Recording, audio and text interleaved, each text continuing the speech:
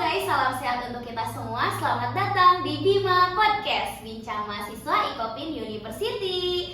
Kembali lagi bersama aku Aca di episode kali ini yang tentunya tidak kalah menarik dari episode sebelumnya.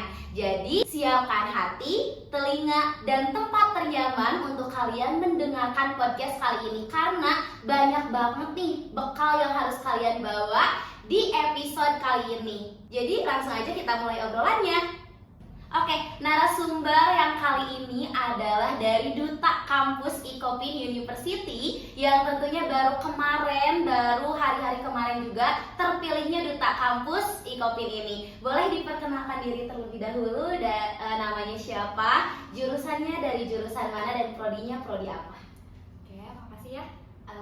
Hai, kenalin, aku Nazia Intani, mahasiswi semester 5 dari Program Studi Sains Data Fakultas Sains dan Teknologi. Halo semuanya, salam kenal.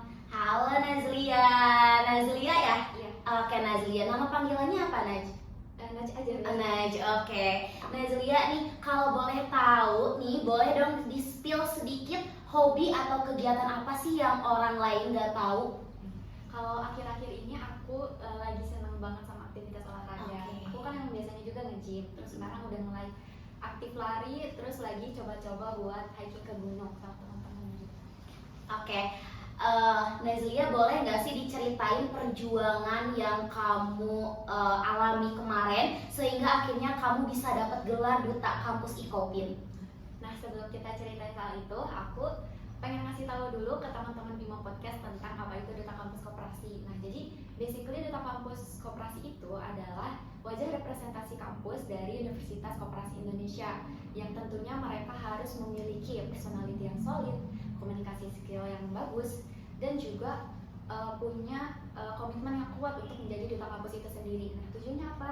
Tujuannya Duta Kampus Koperasi ini diharapkan bisa menjadi jembatan antara kampus, mahasiswa, dan juga masyarakat, dan tentunya menjadi role model bagi mahasiswa lain dalam beretika, berprestasi, dan partisipasi aktifnya di internal maupun eksternal kampus itu harus bisa menjadi role model bagi mahasiswa lain gitu. Intinya tuh kayak Duta Kampus ini benar-benar ikut nge-boost branding Universitas Koperasi Indonesia sebagai kampus koperasi yang inovatif. Kalau misalkan nyeritain perjalanan aku terpilih menjadi Duta Kampus Koperasi itu bukan hal yang instan ya. Prosesnya panjang, proses seleksinya juga demanding banget buat aku ya. Karena aku harus benar-benar show up diri aku ke banyak orang, nunjukin kayak aku tuh siapa sih, aku itu bagaimana orangnya. Di situ benar-benar butuh komitmen kuat selama prosesnya. Dan selama proses itu, aku juga waktu itu lagi sibuk banget sama banyak kegiatan internal, eksternal kampus, dan juga di luar kegiatan-kegiatan akademik kayak gitu kan. Itu benar-benar ke pressure banget ke aku, capek iya. Tapi aku percaya setiap challenge yang ada di proses pemilihan Duta Kampus ini tuh ngelatih mental aku dan juga skill adaptasi aku buat jadi pribadi yang lebih baik, lebih siap, dan juga lebih kritis gitu. Dan nggak lupa juga support dari teman-teman dan keluarga yang buat aku bisa survive di tiap tahapan prosesnya, dari awal sampai akhirnya ke grand final dan terpilih menjadi Duta Kampus Koperasi 2025. Oke, keren ya, boleh tepuk tangan? Oke.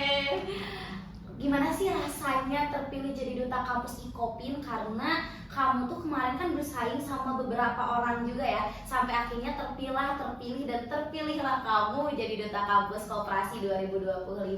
Boleh dong dibagi perasaan senangnya tuh kayak gimana gitu?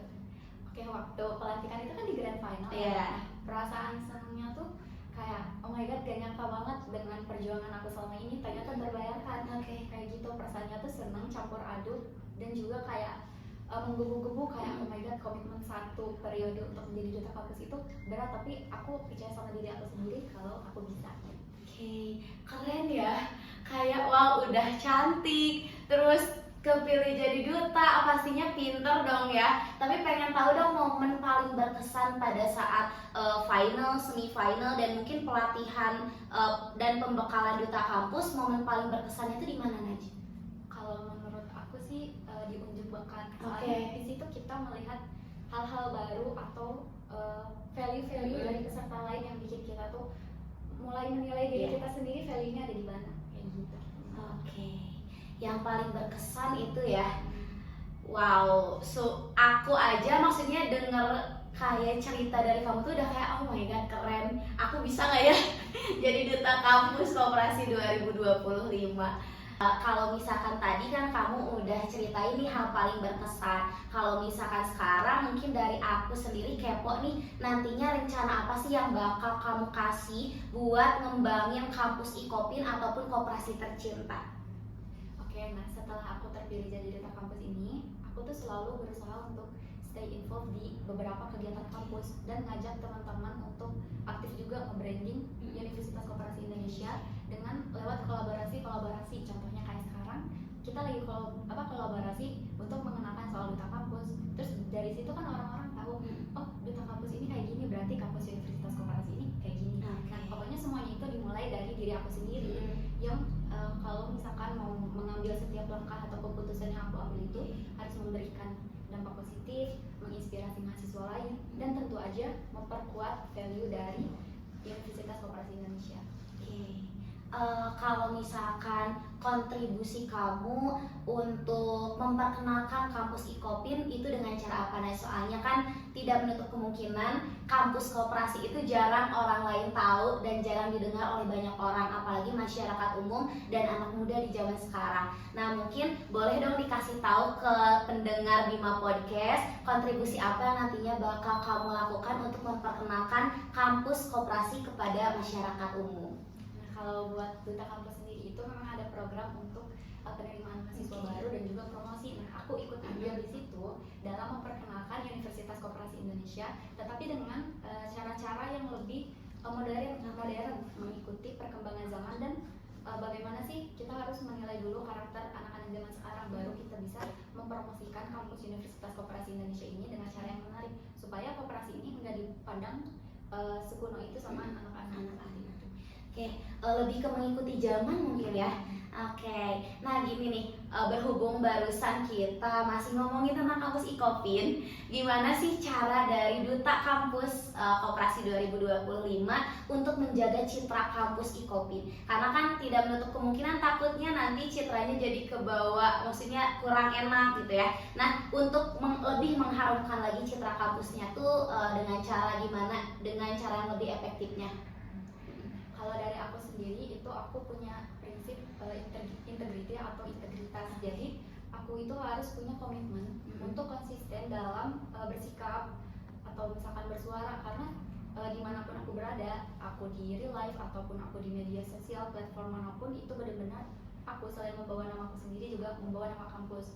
Terus yang kedua, aku itu harus benar-benar berhati-hati dalam menyampaikan pesan-pesan kepada masyarakat, karena kita harus menilai dulu kira-kira masyarakat sekarang itu kondisinya bagaimana, kayak gitu, supaya apa yang kita sampaikan itu sesuai, kayak gitu. Terus yang ketiga juga aktif involvement gitu. Jadi aku harus hadir dan aktif di di kegiatan-kegiatan yang memang membawa nama baik kampus supaya masyarakat tahu oh ini duta kampusnya seperti ini, kayak gitu.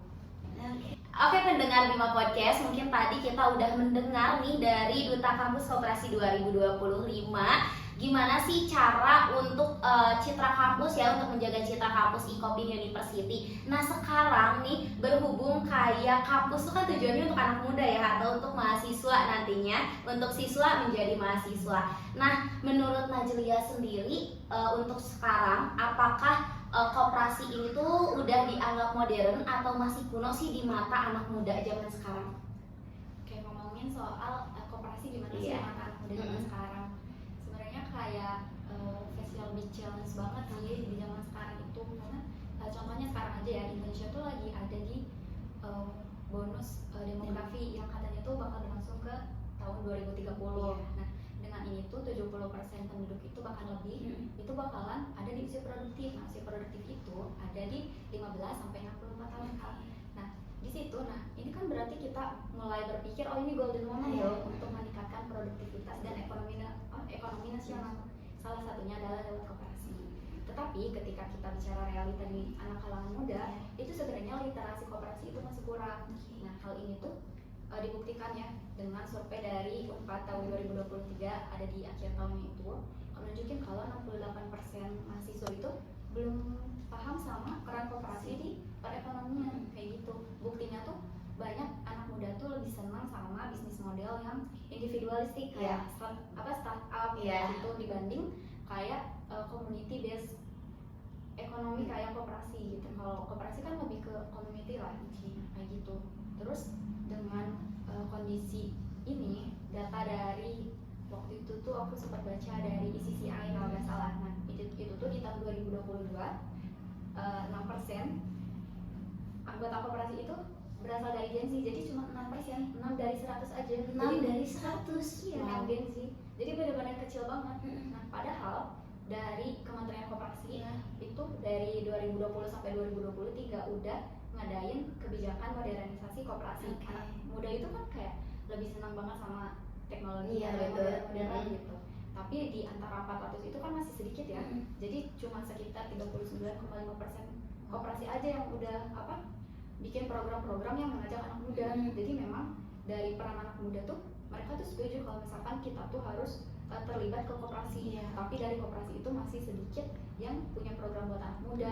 Dan dari anak muda sendiri juga memang karena balik lagi literasi koperasi Iya, itu betul. kurang, jadi pengetahuan mereka untuk ikut dan juga berkontribusi itu juga kurang.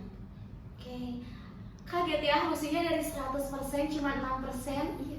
Wow, anak muda yang paham mungkinnya mengenai literasi. Tapi selain itu juga mungkin dari koperasinya juga yang menyediakan fasilitas koperasi untuk anak mudanya juga sedikit ya sampai saat ini. Oke, mungkin dari Nazlia sendiri ada nggak sih kepengen gitu kayak keinginan kamu buat buat Gen Z ini tuh lebih tertarik gitu loh ke koperasi ataupun ke koperasi modern, karena kan tadi literasi dari anak muda tuh kurang kan. Nah dari Nazlia sendiri ada nggak sih keinginan buat bikin Gen Z itu lebih tertarik gitu loh ke koperasi?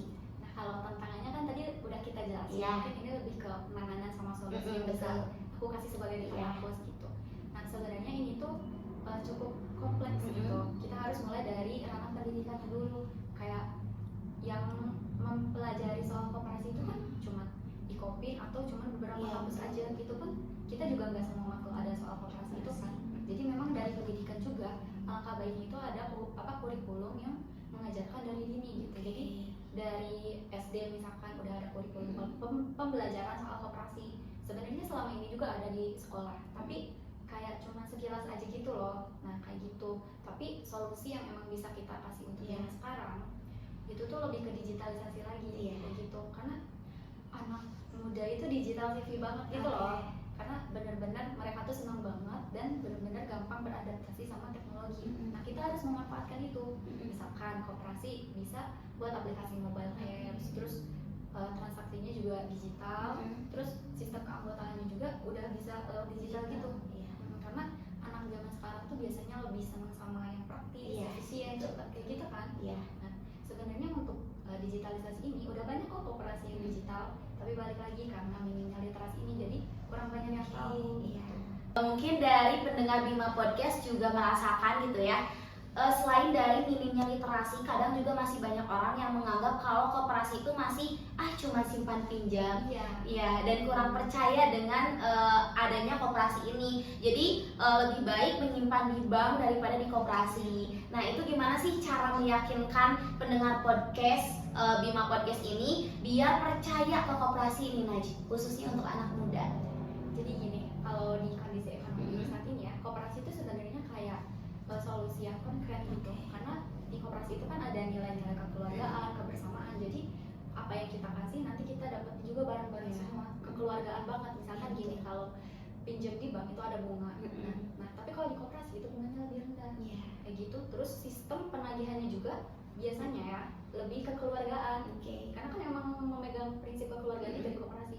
Kayak gitu. Jadi jangan takut dengan untuk bergabung dengan koperasi, apalagi yang konteksnya simpan pinjam gitu. Mungkin tadi udah diyakinkan juga ya gimana caranya dari pendengar Bima Podcast bisa tertarik dan percaya ke koperasi. Nah mungkin sekarang yang aku mau tanyain, apa sih Naj tantangan koperasi pada saat ini gitu, dan apa sih langkah untuk mengatasi dari tantangan tersebut? Nah paling untuk saat ini kita ngobrolin yang terbaru, yaitu koperasi merah putih untuk desa dan kelurahan kan. Nah update-nya tuh kalau nggak salah ya, mereka tuh udah buat 81.500 unit koperasi desa dan kelurahan. Ini tuh udah jadi tonggak besar ekonomi koperasi di Indonesia, karena awalnya kan rencananya cuma 80.000, tetapi ternyata melebihi dari target. Nah, tetapi angka kuantitas ini hanya untuk start point, karena pada akhirnya yang menentukan keberhasilan ini adalah manajemen yang bagus, integritas pengurus, dan juga sustainability usahanya, yang buat kita menilai apakah koperasi desa merah putih ini benar-benar memberikan dampak untuk masyarakat, kayak gitu. Nah, kalau menurut aku ini adalah peluang yang bagus, tetapi rentan banget dalam implementasinya, karena dengan jumlah yang sangat banyak disekaligusin, itu berarti butuh mentor yang bagus untuk ke setiap desanya, kayak gitu. Jadi persiapan yang matang, terus pelatihan pengurus, terus kita bisa integrasikan dengan teknologi, itu bisa jadi solusi untuk penanganan implementasi ini supaya bisa berjalan dan benar-benar berkelanjutan dan benar-benar membantu ekonomi Indonesia yang berbasis kerakyatan gitu. Oke, berarti tantangan koperasi saat itu ada di koperasi Desa Merah Putih mungkin ya. Kalau untuk koperasi Desa Merah Putih sendiri perkembangannya sejauh ini gimana Naj? Ya, dari tadi yang aku bilang, mereka tuh udah berhasil buat banyak unit, dan sekarang juga di desa-desa udah mulai berjalan. Nah, tetapi SDM-nya ini balik lagi harus butuh pelatihan untuk pengurusnya kan, kayak gitu, supaya mungkin masih banyak orang yang awam soal koperasi, apalagi ini adalah kebijakan baru dari Pak Presiden sendiri kan. Jadi benar penting banget sosialisasi tentang bagaimana pengelolaannya, tentang menjelaskan secara detail bagaimana kedepannya, program kerjanya, dan apapun seluruh perencanaannya itu memang benar-benar harus disosialisasikan sebaik-baiknya. Mungkin sarannya untuk koperasi Desa Merah Putih ini lebih diadakan lagi sosialisasi dan pelatihan ya. Oke, untuk pertanyaan selanjutnya, gini Naj, kita kan sekarang berada di lingkungan kampus Icopin University atau bisa disebut Universitas Koperasi Indonesia, yang tentunya ranahnya juga pasti tentang perkoperasian. Nah, menurut Najlia sendiri, gimana sih perkembangan koperasi yang mungkin ada di lingkungan kampus kita saat ini? Kalau ngomongin soal Universitas Koperasi Indonesia, yang memang koperasi ini udah jadi core identity kampus kita kan. Nah, tapi dengan ini secara historisnya juga memang kampus Icopin kan dibangun untuk memberikan atau melahirkan generasi-generasi yang siap untuk mengimplementasikan koperasi di berbagai sektor. Nah, tetapi hal ini bukan menjadi patokan kalau misalkan orang-orang yang terlibat di dalam itu bakalan langsung jadi aktivis koperasi. Tetapi kita bisa melihat perkembangan koperasi di kampus ini sendiri.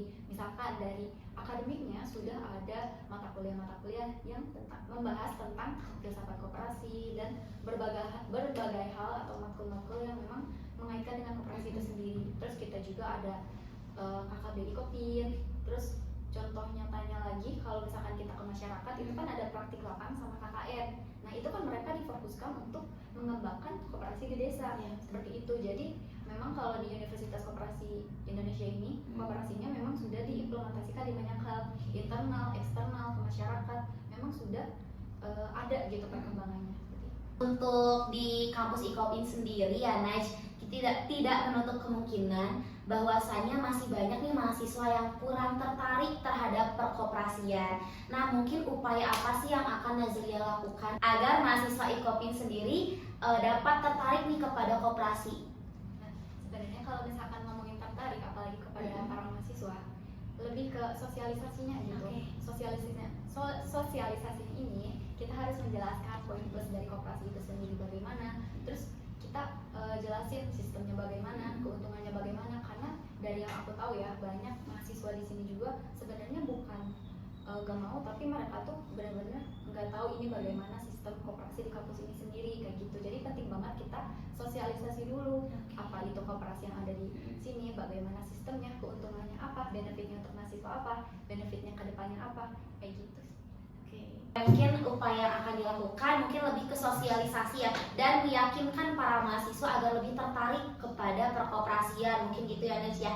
Nah, mungkin sekarang apa sih Naj harapan kamu untuk mahasiswa Icopin University atau untuk koperasi yang ada di kampus kita?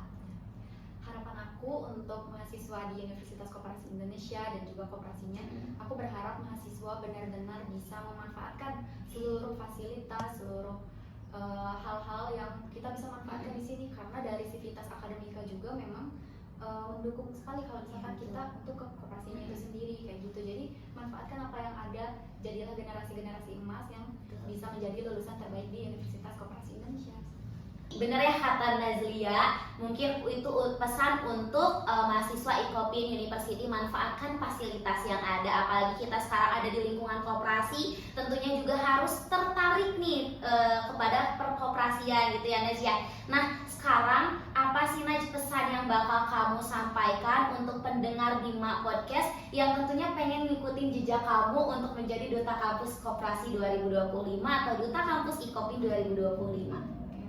Untuk teman-teman yang pengen ikutin jejak sebagai duta kampus di Universitas Koperasi Indonesia, ambil semua kesempatan ini untuk teman-teman memperdalam tentang dunia koperasi sekaligus mengasah soft skill dan hard skill, karena di sini teman-teman benar-benar bertemu banyak orang-orang inspiratif, belajar banyak hal. Terus pokoknya ambil semua kesempatan yang ada, bangun koneksi, belajar hal baru, jangan takut untuk keluar dari zona nyaman teman-teman, karena kalau misalkan kita terus berada di zona nyaman, kita kapan mau tumbuhnya seperti itu. Nah, duta kampus ini tuh bisa jadi salah satu jalan teman-teman untuk menumbuhkan banyak hal baru kayak gitu. Oke, jadi intinya keluar dari zona nyaman ya. Jangan takut gagal mungkin ya Naj ya. Nah itu nih pendengar Bima Podcast dan mahasiswa Icopin University yang mau ngikutin jejak Duta Kampus Icopin, boleh keluar dari zona nyaman. Buat yang penakut dan pendiam mungkin ya, boleh langsung aja dicoba biar nantinya bisa mengikuti jejak Najlia. Oke, pendengar Bima Podcast, mungkin sebelum kita tutup karena segmennya sudah hampir selesai, boleh disampaikan satu pesan ataupun motivasi untuk pendengar Bima Podcast dari Duta Kampus Icopin 2025. Oke, pesan aku nitip pesan ke teman-teman semua untuk terus semangat berkuliahan dan jangan lupa sama nilai-nilai koperasi yang kita punya di Universitas Koperasi ini. Karena ingat teman-teman harus punya mindset kalau kita ini bermanfaat untuk diri kita sendiri, untuk masyarakat, untuk sekitar, dan untuk banyak orang. Jangan lupa untuk selalu baik. Oke, pesannya jangan lupa untuk selalu baik karena kita ini bermanfaat untuk diri sendiri, orang lain, dan masyarakat. Oke, itu yang harus diingat dan itu adalah pesan yang bisa kita kutip di hari ini.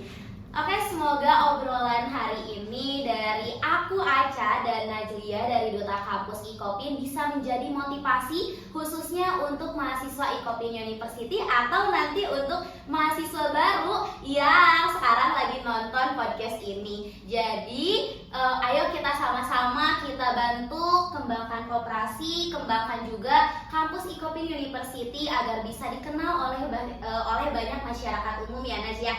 Dan untuk pendengar Bima Podcast juga jangan lupa dukung terus podcast kami yaitu Bima Podcast, yang tentunya di episode selanjutnya bakal banyak banget narasumber yang tidak kalah menarik dan tidak kalah inspiratif. Maka dari itu pantengin terus Spotify dan YouTube Bima Podcast karena masih banyak episode-episode selanjutnya. Sampai jumpa di episode berikutnya. Aku Aca, aku Najlia. salam sehat, Salam hangat, salam koperasi. Se amigos, permias, and monggo.